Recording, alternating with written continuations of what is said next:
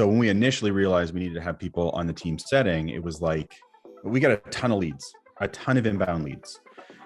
And so the problem is, though, they're not always super high quality leads. And setters are like a great first line of defense when someone doesn't fill out an app, or when they just they look like a 4-star client. Setters can breathe magic into those leads instead of just scrapping them or putting them on a closer's calendar and then having a bunch of pissed off closers.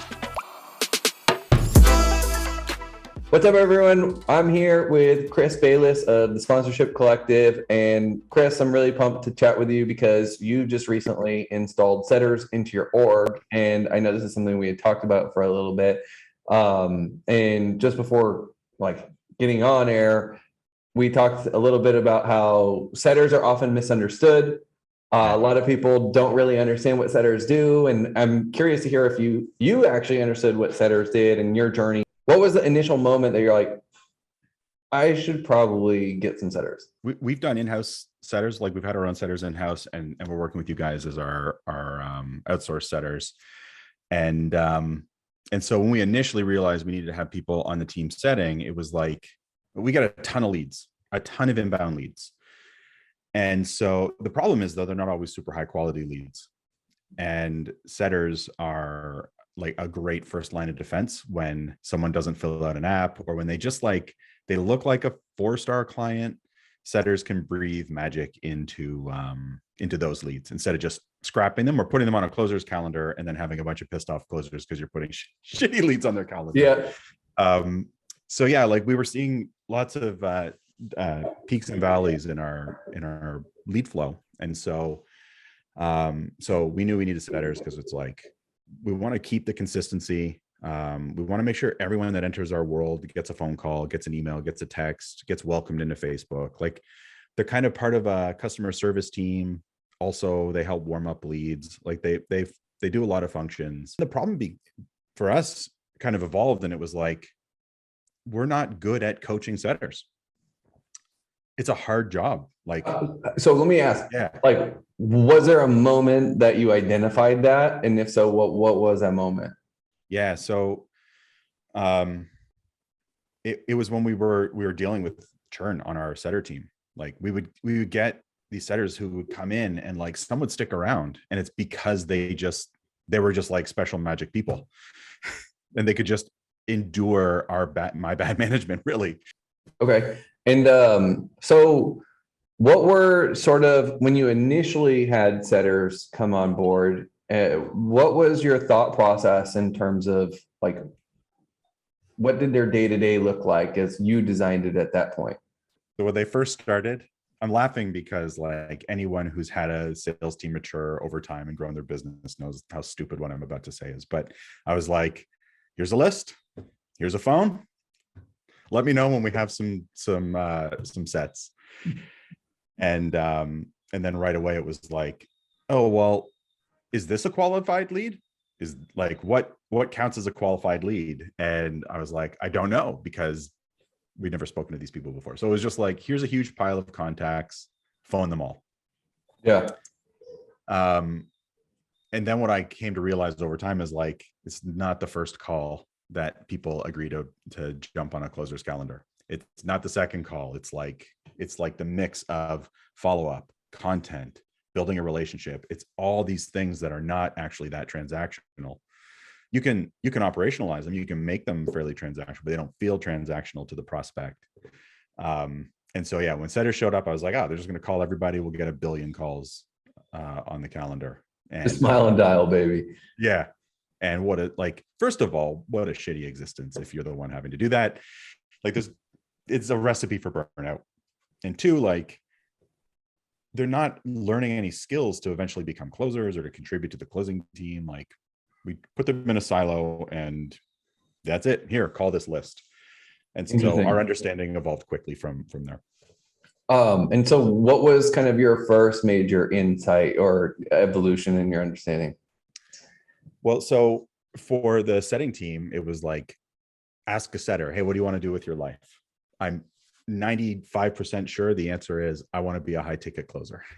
Mm-hmm. And so it's a big path from setting to closing. And so we started to think of our setting team as part of our closing team.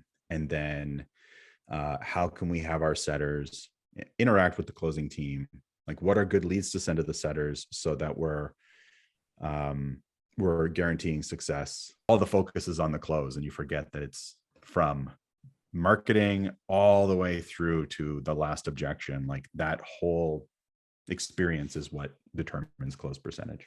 Yeah, and there's a couple of things that you touched on that I definitely want to highlight for anyone who's watching this, which is number one, you said the word siloed. Mm-hmm. And I think that's a very astute observation. And like the word itself is super crucial because that's what happens when people install setters a lot of times on their own, and they do it with just how we think about it, which most people will give someone a phone book and say, start dialing, right? Like almost exactly what you did. And the weird part about setters as well is, where do they fit in the team? Are they on the marketing side or are they on the sales side? You know, and you've had them lean more to the sales side. A lot of times people will put them over with the marketing team too, because they're just so inherently related to both. So if a funnel is changing, they have to be the first people to know about it, right? If the systems or we're reallocating budget from one place to another, they have to know about that because they're that first touch point, so they can give the feedback quickly to the marketing team as well. And that's sometimes I think what happens with them is that nobody knows who manages them. Are they sales or are they marketing? And so they're just kind of this like weird third wheel that is like floating in outer space at times. Yeah. The other thing you said that I thought was interesting, and this is a common thing that comes up a lot, is that you had done the closing. So you're comfortable with it. You know how to manage the role. And in the Marine Corps here, in the US, they have a saying, which is you must first do a job in order to know how to lead the job. Yeah. And with a lot of entrepreneurs, they never actually set full time, so they don't know what the set job looks like. It's more like, well, I got the ads and I got the sales and there's all this stuff falling through the cracks, or I got the leads, I got the sales, all the stuff's falling through the cracks.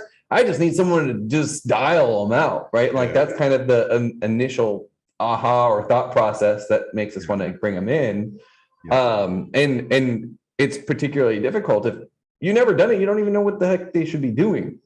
Yeah. Right. Until, like, imagine phoning 97 people or 101 people so that 2 will agree to a meeting. Like, that's not fun. It's a tough, I mean, well, it is fun if you have if you're attacking it from the right place, but like, unless you've coached yourself to overcome that level of rejection or that monotony, or like found ways to push yourself and like make it a game to make 10 dials whether someone answers or not, and like reward yourself by making 20 dials even if no one answers, like until you know how to treat those things within yourself, I would agree, like it's really hard to imagine what the experience must be like for those doing it. Yeah. And then also, like what you're saying too is do you emphasize quantity? Do you emphasize quality? How do you optimize based on that? Like a lot of times we know the mindset of someone who's booking a call proactively, but we don't know the mindset of someone who's on your list and not booking a call because we just don't have that much interaction with them. So the actual data of who's there is limited from the perspective we might have as a business owner. So a lot of times we'll see business owners will think like, they're all qualified leads. What do you mean? There's 1,000 people there. What do you mean? And it's like, well, they don't even know who you are, right? If you're a business owner and your setters are setting quote unqualified leads, you have a marketing problem. We almost subconsciously have this idea in our mind that setting is beneath us. Yeah. Oh yeah. And so it like the org even starts to view it that way. Yep. So what did you do to help relieve or to get them so that they were starting to move in sync? Yeah, 2 things. First, when we started hiring setters, we were paying them per set and then per close. But it didn't take long before everyone on the team realized that if they set enough, it doesn't matter if any of them close from getting the biggest paycheck they can. These people are ambitious, right? They want to make money. And so they would set everything and anything. And some of the sets were good, some of the sets were bad. so we switched from that at one point to a like always paying a base retainer. We would pay only on the close, not on the set. But what we paid on the close was serious, like a few $100. I think it was like $325 on the close. Like you could make very, very good money if the call's closed. And just by like incentivizing a little bit further downstream in the sales process, what happened is, and then we stopped calling them setters. We started calling them junior closers in-house. Interesting. And so, yeah, we just changed the title. They're like apprentice closers. They're getting paid for the close. And so what was happening is call would get set. The setter would have a call with the closer. We didn't even have to coach to this. It just happened. The setter's like, here's everything I learned. They would say, like, you're going to talk to Frank. Frank's a really great guy. He's in Cancun. Make sure you ask him about the weather, you poor frozen Canadians, or like he would get them excited about the call they're about to have. Then he'd prep Frank. And then they would follow up after and be like, how did the call go with Frank? Is there anything that you wish you'd asked now that it's a couple days later? If they no-showed, they would follow up. Just by changing what we were effectively paying out on, the setters stopped caring about the set and started caring about supporting the closing team.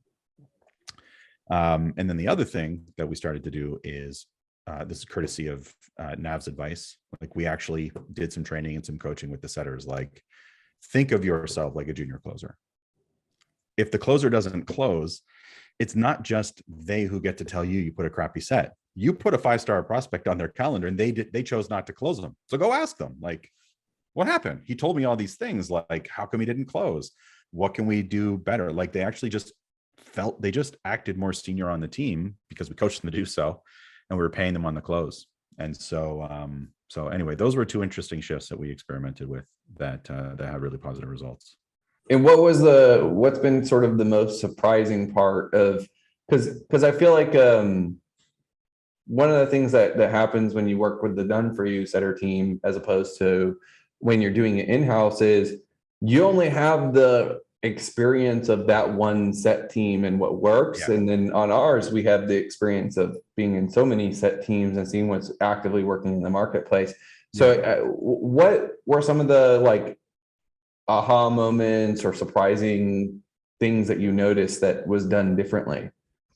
Most surprising is that, first of all, that you guys could handle the volume. Like we're getting close to 300 new Facebook joins a week. And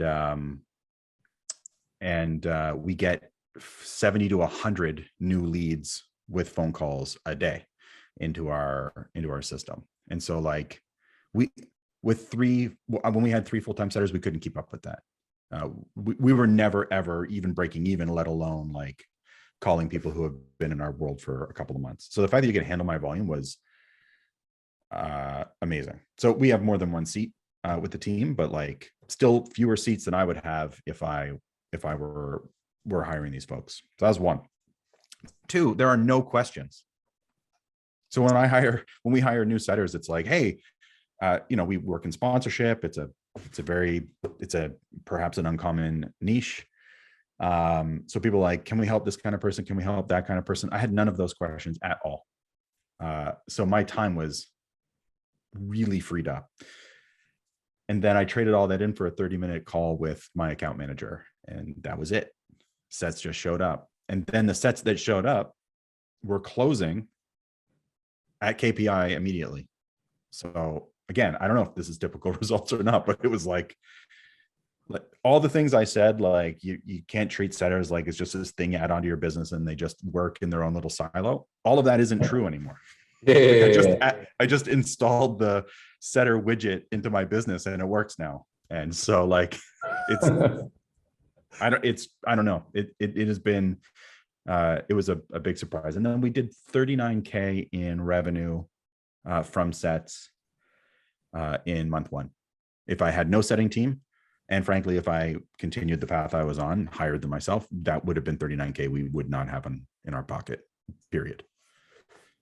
Yeah, and the cool thing is that's also, for a lot of other people, where I know a lot of your traffic comes off of the fact that you've built up a big SEO and organic presence, but for a lot of people too, their traffic's coming in off of ads, and that's what's already in the flow. That's not in addition, like you ramped anything at all in order to pump that. And so, what have been some of maybe have you picked up any little like, ooh, that's like an interesting thing that they do that like little tricks that maybe we're playing with, or that you're seeing that were different from what you were doing with your internal team? So like closers will take 20, 25 calls a week or something like that, and they'll get ghosted even on follow-up calls. But by the end of the month, it's like I have 15 no-shows, which may sound like a lot, but not when you're doing that kind of volume. And so closing team will talk to these people. They'll be completely off their radar. They'll totally forgotten. And then the setters reach out. And we just saw this, the most recent close. The setters reach out, get them excited again. We haven't communicated anything to them. They're just doing their thing. They get someone who's already spoken to us, get them re-excited, ended up back on the same guy's calendar. And then he said to me, like, I saw this guy show up back on my calendar. So I just attacked him. Like, there's no way this guy's getting off the phone without paying me money, or like closing him down forever. And so sure enough, it was a one call close, but it was really saved by the setting team. Yeah, it's your focus on making it more efficient as opposed to just adding more top of volume. And that's definitely, like, you're going to get way more margin out of that spend. And then also, because you have that in place, as you do go to incrementally scale, you get more out of it. So I guess with now that you've put done for you setters in, how did it work out numbers wise, like compared to when you had your team, you're paying the base plus commission, and numbers wise to done for you setters, like not just obviously the revenue, you touched on that a little bit, but like in terms of like, I think a lot of times people, when they're looking at the done for you option, they think, oh, but if I have someone who's dedicated, I'm number one, going to get more productivity. And number two, it's going to actually be less expensive. So I'd be curious from your perspective, numbers wise, how did it work out? Yeah, well, so we're getting the result of 3 in-house setters for the cost of 2 in-house setters. For that price, you're actually keeping up with all of our leads. We're getting,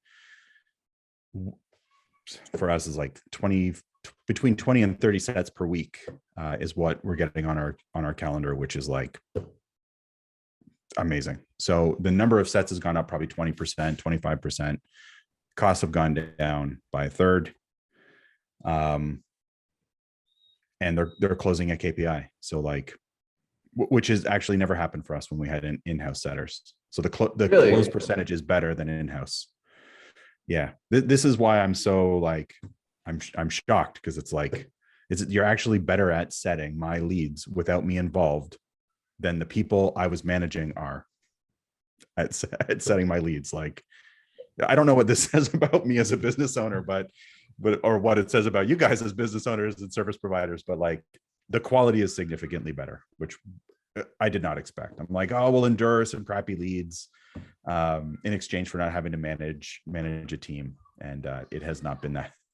I was wrong. Yeah, it's interesting. I think that, on our end, when I talk to people, it's hard to really understand the difference when you have the amount of data and insights that we have coming in on a monthly basis, right? And the compound effect of that is so dramatic that, people generally, when comparing an in-house to the done for you variations, it's like, well, done for you is going to be more rigid, or my in-house I'll have a lot more flexibility with. And it's like, well, yeah, that flexibility comes at a cost, because you're having them do stupid shit that they shouldn't be doing instead of doing what actually works. Totally. And at the same time, they'll think like, oh, if someone's full time on my stuff, well, they're going to get way more out of it. And then it's like the management overhead is so much higher. And then like what you said, like all the questions you get stupid questions at times, and you try to be a good business owner and be understanding and ramp these people up, because you understand that, what they're doing is more of an entry level role, and that you want them to feel supported throughout the process. but at the end of the day, sometimes they're just stupid questions, and Yeah. like you got to answer them. And so Yeah. when you have a system where like the onboarding is fluid, it's really fast, and we get what needs to be known in order to communicate appropriately. Yeah. I do think a lot of times it's hard even to understand like what a degree of difference it really is with the compound effect of that much data and insight over time. Yeah. Agreed. And I would add to that, the tools that you guys have access to and the budget of scale, right? Like the economy of scale that you have access to. It's like, hey, we've got all these phone numbers coming in. Hey, do you want us to text all of them? Like, sure. What do I have to do? Just say sure, and it's done. And it's like, if I, as a business owner, want to add texting, it's like, okay, what do I have to do here? I got to figure out stupid active campaign and like figure out how it's going to work with stupid just call, like all these tools that at least I hate, but I have to figure out how to use. And it's like, oh, you'll just press that button that texts everybody. And then this new measurement in the weekly reporting tracker shows up, but it's like, here's the close percentage on the set percentage on those we text, and Facebook, and direct phone outreach, and 9-word emails. And it's like, I can actually look now and see exactly, if we want to pull a lever and get more calls, where should we put our effort? And so again, I didn't anticipate this, but now that we're working together, it's like, this is amazing. What about the difference in tracking? Yeah, well, so we went from a place of not tracking to a place of tracking. Let's just be honest here. Let's be real. Like, we have a setter tracker, and like, but then the setter tracker needs to be managed. And then if it's not being kept up to date, especially if you have turnover, like, so we went from a place of like just mediocre tracking to, we can draw a straight line. This person joined Facebook, then got a text, then had a triage call, then booked in, one call close. Like, we can draw that line, and now we can start to even compare, our Facebook leads more likely to one call close, or are the text leads more likely to one call close? And like, the data is awesome. Yeah, the data is significantly better in terms of tracking. What have been the insights? So because I personally like get the sense that a lot of people will think that one channel's way more valuable than it is, or they'll undermine the other channel. I think outbound dials is where it's at. I'm like, oh yeah, you just got a phone. Like, because we email people all the time, and we target them, and we remarket to them, and we do all the stuff. And I was like, this is all about outbound dials. And we know without any shadow of a doubt, that outbound dials is not the best approach for us. It's not the worst approach. Like, it's worth doing, but for us, 9-word emails, like by far the best. We couldn't even do it before, because again, like, we put out one email. I think the first week we got 119 responses on day one. Right? Tyler was like, oh, whoa, like, this is a lot. I'm like, yeah, is that all right? She's like, yeah, we got it. We booked this many. It was like nothing. And we had avoided it completely because we knew we'd get 120 responses and we could never keep up. And so we now know that the 9-word email is the key to our magic. And so we put a 9-word email in like day 3 of our warming sequence. So someone takes the link magnet, we welcome them, we get them in the Facebook group, and then we hit them with a, hey, do you want some help in your sponsorship program? Consider that like Chris's ecosystem works the way it works because of all the things that have led to this point. And your ecosystem might work differently. And just having the data in the first place and having like timely and accurate data is going to help you make those experiments, but be able to figure out, actually, this is my primary channel, this is my secondary channel. And then you can start to rank them in order of priority, and you know where to place your attention and emphasis. Yeah, big time. I would say though, like, going back, I hired closers first because of the volume that I had. And going back now, I wonder if I would have been better off bringing setters on board first, to start to like purify my leads as the primary closer. But anyway, like, either way, you got to do the work. Yeah. And I have definite thoughts on this. So like, I think about this a lot, right? Whether to hire setters or closers first is a question I get all the time. And the obvious answer is the consultant's answer, right? It depends. Depends. The best answer. Yeah, it does depend. But what it depends on a lot of time is the actual conversion mechanism. Yeah. Right. So if you're running Facebook group systems, then hiring a setter first is the move. If you're running a VSL system, hire your closer first, scale it up to where you're doing 5 to 10 grand a month in ad spend, then install setters. And so your actual system is going to determine the move that you'll make on that. If you're doing, for example, a heavy outbound game and you're getting a lot of positive replies, then you'll probably want to put a setter in first before putting in the closer. And it just depends on the actual sales mechanism. But for a lot of people, if you guys are running inbound traffic on webinars or VSLs, I would say install closers first, because it's still really hard to install closers. But in my opinion, closer installs are easier than a setter install, because installing setters is generally, you're dealing with a lot more volume of activity. The activity is harder to track. And then the caliber of talent is not quite the same caliber of talent as closers. So they're significantly less autonomous and they need much more management and oversight. And it also does depend on your strengths. Like for me, I know I like to build things and then leave them. Mm-hmm. You know what I mean? Like that's why I have to have people who are really strong managers to complement me and take care of that stuff. And then there's other folks who they like to manage stuff intensely and they don't like building new stuff.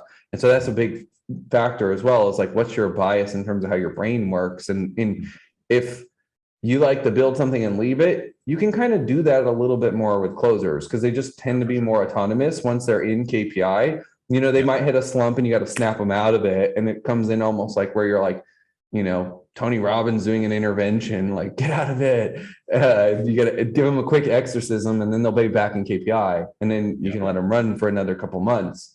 But with the setters, it's just constant. You can't stop managing them. No, you can't.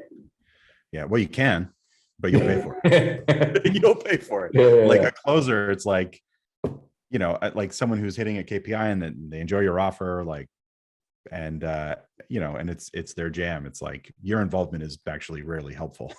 Yeah, big facts. The setter, like, yeah, you got to be involved. Yeah, I've seen in certain systems like business owners that haven't talked to their closers in months, and the closers are still just rocking it, and they'll self-correct because closers are so self-aware. They understand the mind a lot better. They understand what's going on. They will usually have a lot more experience, so they have a better support system in terms of their network that they could pick up the phone and be like, yo, I just want eyes on this, and they can figure it out on their own a lot more, which is true.